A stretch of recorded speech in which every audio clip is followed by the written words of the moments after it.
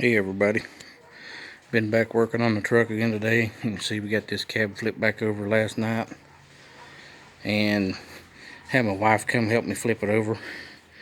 I don't recommend you guys do that, as I thought she was about to pee her pants whenever it comes so far forward and gets to the tipping point and it's laid back there. The weight takes over and she couldn't hold it any longer. She started hollering, I can't hold it, I can't hold it.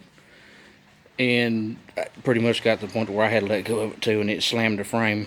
But it didn't hurt nothing. It's steel. But if you guys are gonna do something like that, make sure you got a buddy around to give you a hand. Like I said, my dad, he lives about 15 minutes from me. He couldn't make it. My neighbors, everybody was gone, so you gotta do what you gotta do. Kids couldn't help. I knew that. My wife, she tried. But also some other things I wanted to point out. I know some of you guys, like me, might have trouble with your air compressor or not have one, especially one big enough to keep up with an air cutoff. I've got an air cutoff. It doesn't keep up. It's one of the cheap Harbor Freight $20 ones.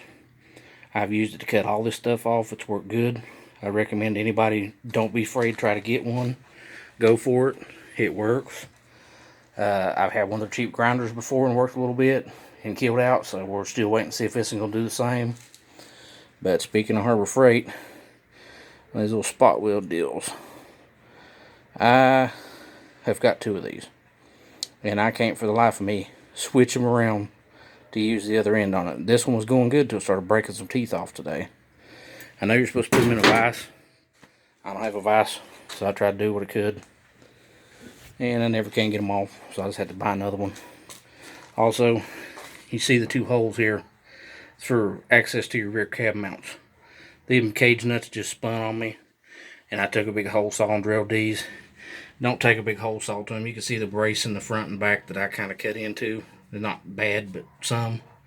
Just cut your little square hole, rectangle hole, smaller hole saw. I think I had like a 3-inch or something. It's too big. But I just welded the nuts in place. Worked like a charm. They come right off. And then today's project, of course, was these inner cab corners, outer cab corners to get the rocker panel fitment, close. These were a pain in the butt. And the reason they were such a pain, for one, all that factory seam sealer, it's rock hard and you have to chisel it out. And there was some spot welds that I missed. That was my fault. But we got this stuff fit up pretty good.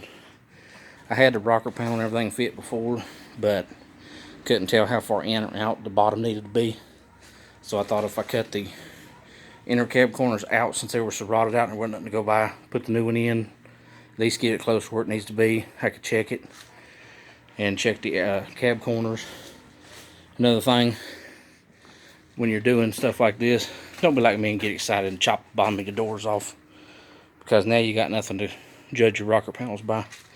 I got excited trying to figure out how much rust was in there, what we needed to replace, and with that lower skin gone, you've got no way to line up your rocker panel, make sure you're right. So I'm gonna have to wait until I get another door in here, at least for the passenger side. Remember I showed you there was a huge dent that was right here. This body line's never been right, and it went all the way to the bottom. That split. On these inner cab corners, you can see right across this area, there's 3 spot welds right together, and there's one over here that I missed. And on the other side, in this door jamb area, there was only one little spot weld right there.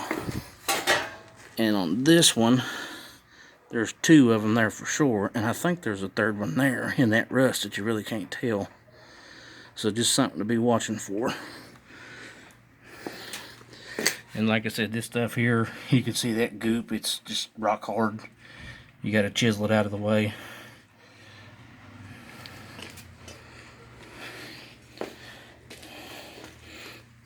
That piece sticking up is actually the piece of your inner cab corner right there, the new one. They stick up there quite a bit. Just a little shot of the truck here.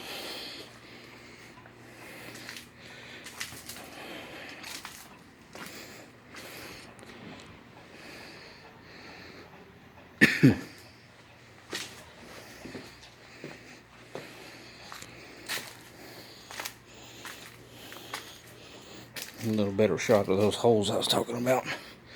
We went to patch those. The rest of it was pretty good.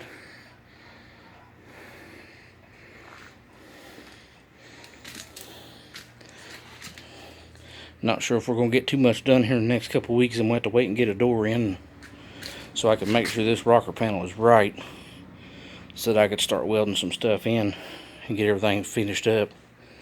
And then I'll jump to the other side and probably have to wait on another door for that side. I'm thinking I'm just going to replace both doors if this passenger side fits good.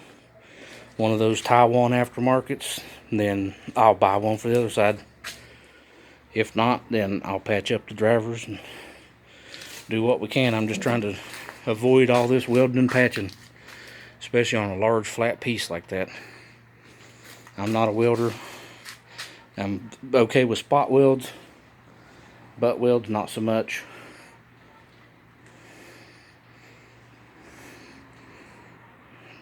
So just wanted to give you guys a few pointers about stuff that I done wrong, something maybe you could avoid it yourself. And thanks for watching.